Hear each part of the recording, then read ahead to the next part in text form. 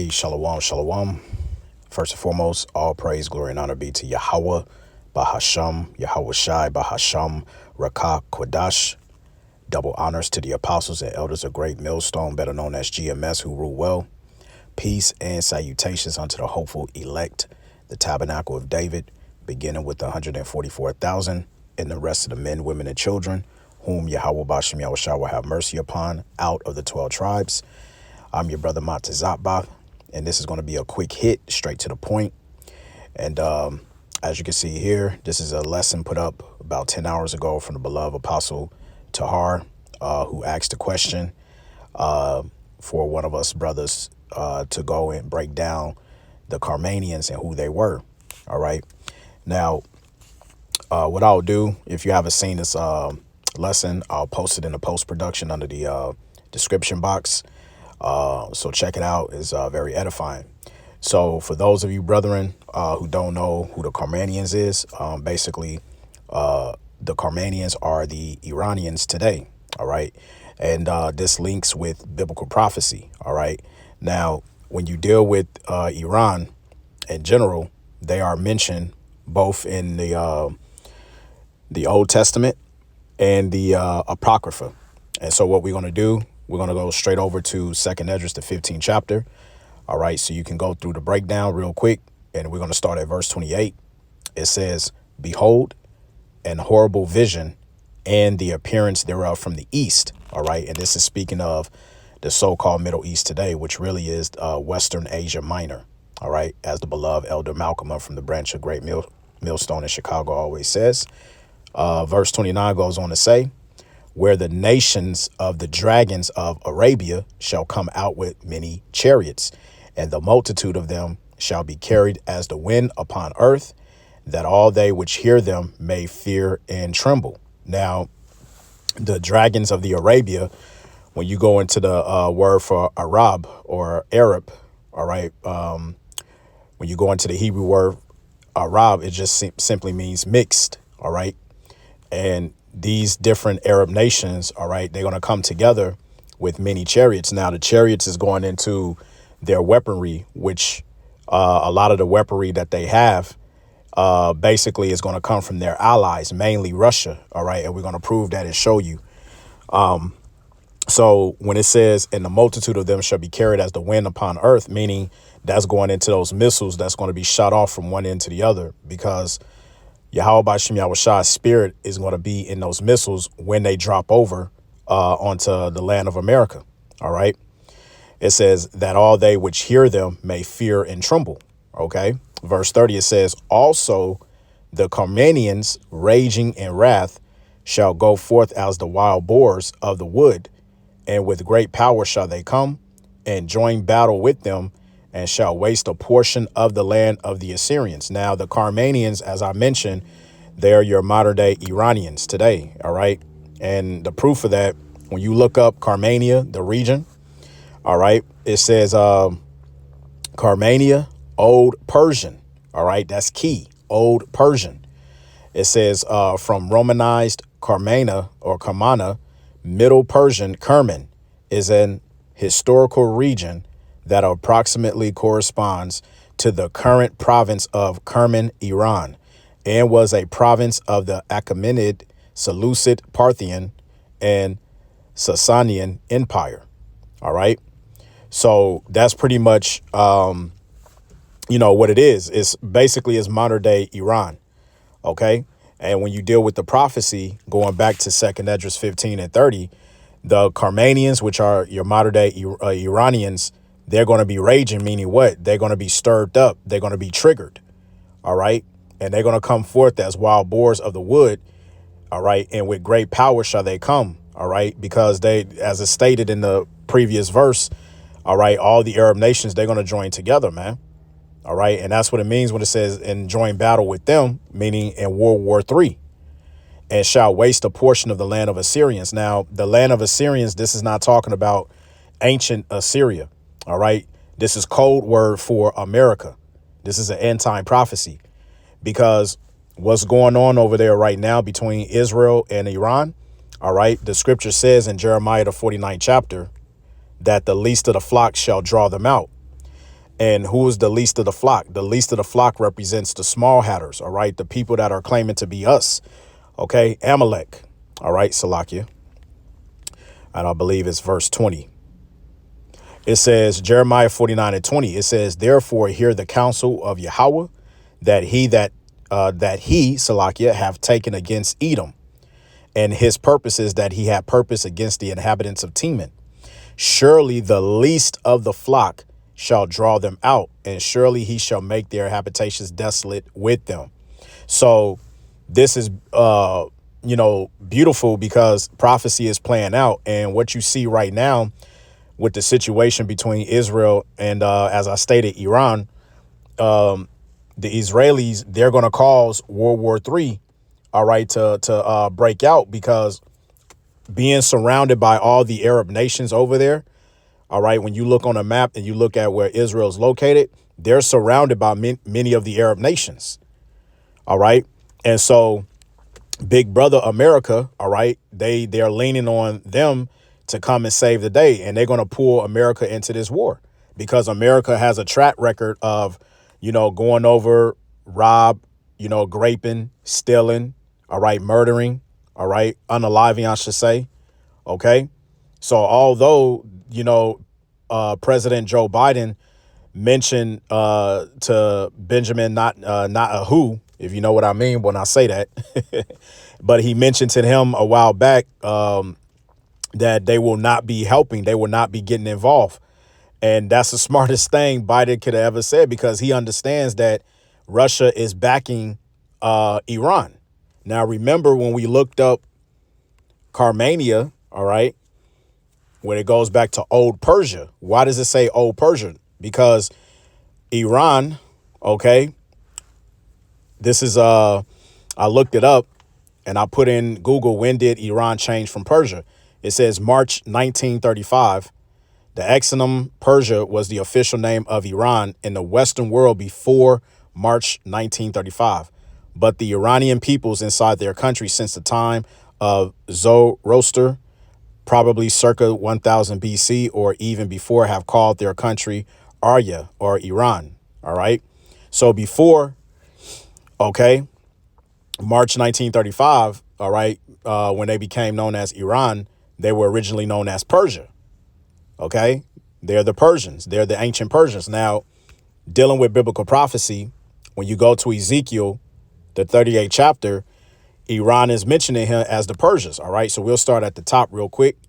It says, and the word of Yahweh came unto me, saying, Son of man, set thy face against Gog, the land of Magog. OK, so Gog in this context is speaking of Russia. And how is it speaking of Russia? Because although the original Gog and Magogs were your Japhetic nations, which were kicked out of the land, Esau today now occupies that region. OK, so this is really speaking of Esau, Edom. It says the chief prince, OK, of Meshach and Tubal. Now, when you go into the word chief prince, if I'm not mistaken, you have here, which is almost like Russia. OK, Ra'ash. OK, chief, Ra'ash. OK, almost sounds like Russia. OK, through the spirit. It says the head, top, summit, upper part, chief. OK, so going back, Ezekiel 38, and I'll finish off. It says, verse 2, the chief prince of Meshach and Tubal, and prophesied against him. Why? Because the Lord, Yahweh Bashem Yahushua, is against Edom. OK, as the scripture says in Amos, and also Salakia, Malachi 1, Jacob have I loved, but Esau have I hated. All right. That's why he is against Gog and Magog, because once again, Edom controls that region. Verse 4, it says, and I will turn thee back and put hooks into thy jaws, meaning he's going to, prepare the Russians. He's going to control them. All right. To do to his bidding on shooting what we call today the ICBM missiles on America. He's going to use Russia. It says, and I will bring thee forth and on thine army, horses and horsemen, all of them clothed with all sorts of armor, even a great company of bucklers and shields, all of them handling the swords. All right. So that goes into the military men. All right. Their weaponry. OK. ammunition, everything. All right. The Yahweh Shem Yahweh Shai is going to put it in their hearts to prepare. All right. But here's the point. Verse 5, it says Persia, okay, which is Iran today, Ethiopia, your Cushites, Libya, with them, all of them with the shield and helmet. All right. So that once again, that goes into their weaponry. OK, their military man, this, that, and the third. But also verse 6, it says Gomer and all of his bands, the house of Togarmah of the north quarters and all of his bands and many people with thee. Now, Gomar and Togarmah, when you look it up on a map, these are the ancient names for modern day Turkey. OK, these are the names for modern day Turkey. And about a year ago, when the whole situation went down with the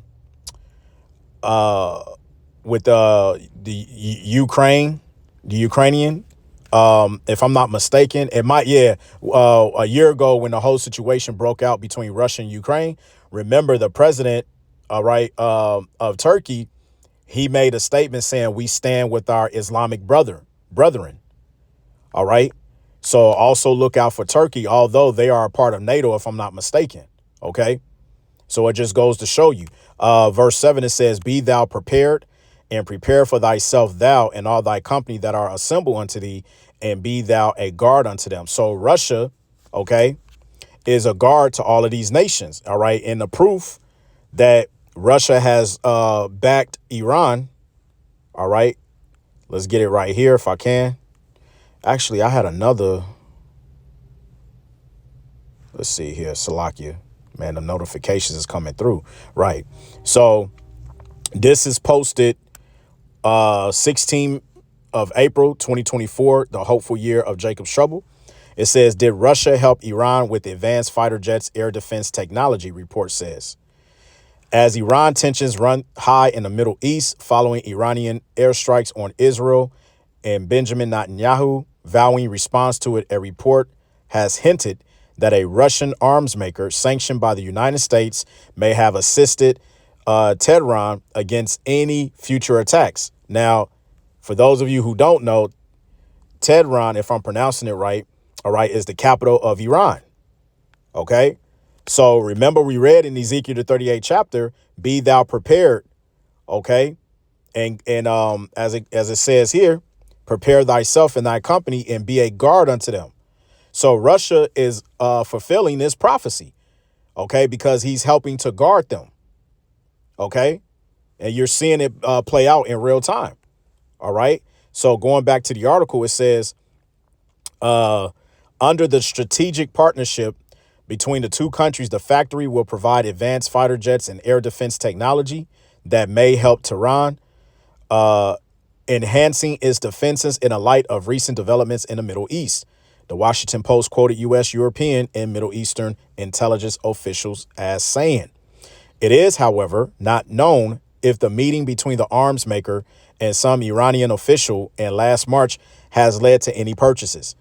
In the year 2007, Iran purchased Russia's S-300 anti-aircraft system, but with pressure building up from the U.S. and other European countries, Moscow delayed the delivery, the report mentions.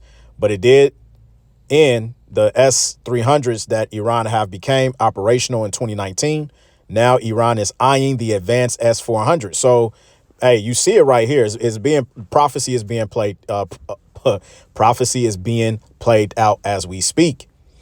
It says, since Iranian airstrikes on the Israeli territory, Moscow has refrained from publicly criticizing its ally, but has urged restraint between the two countries. On Saturday, Iran launched the attack in retaliation for what it says was an April 1st Israeli airstrike on its embassy compound in Damascus and signaled that it does not seek further escalations. Since then, Israel has remained on high alert, while Iran also warned Israel of any retaliation against the airstrikes. The Israeli military has vowed response, triggering tensions. And this is what's going to cause for the CARMANIANS to rage in wrath, man. All right, because the least of the flock is drawing them out. OK, and America is not going to have no choice but to get involved. So although President Biden is saying now that they're not going to get involved, the scripture says, let's get this here. Proverbs 21 and 1, it says, the king's heart is in the hand of Yahweh as the rivers of water. He turneth it whithersoever he will. All right.